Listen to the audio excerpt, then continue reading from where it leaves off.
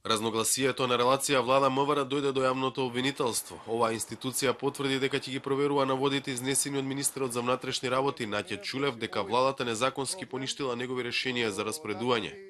Основното јавно обвинителство информира дека ќе провери дали има неправилности кои би упатиле на извршено кривично дело кое се гони по службена должност.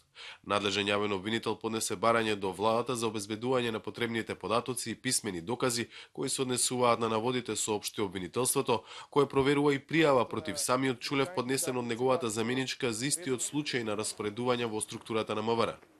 Друг проблем што покажува дека оваа пржинска влада не функционира како што треба е и неможноста за издавање нови пасоши зашто нема образци на залиха. Наместо решение, јавноста во изминатите денови слуша обвинувања меѓу премиерот и екс-министерот Спасовски и актуелниот шеф на МВР Чулев, кои се дел од една иста влада. Значи, јас сум министер еден месец. Сите овие работи само ги наследив како резултат на несовесното и нестручно работење и непланско на Оливер Спасовски. За таа цел, значи, извршена интерна истрага и произлези кривична пријава. Јас сум тука. Истражни органи има, слободно нека ги проверат сите аспекти и не бегаме со одговорност ако е моја.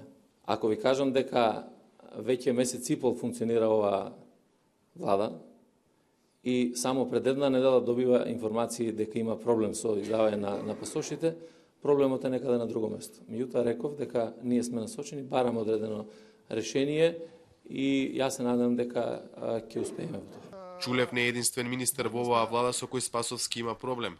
Рашила Мизрахи, која како и Чулев е кадар на ВМРО ДПМН, беше разрешена од функцијата труд и социјала зашто избегнуваше да го користи името Северна Македонија и држеше пресконференции пред пано на кое стоеше старото уставно име. За Гласот на Америка, од Скопје, Владимир Мирчевски.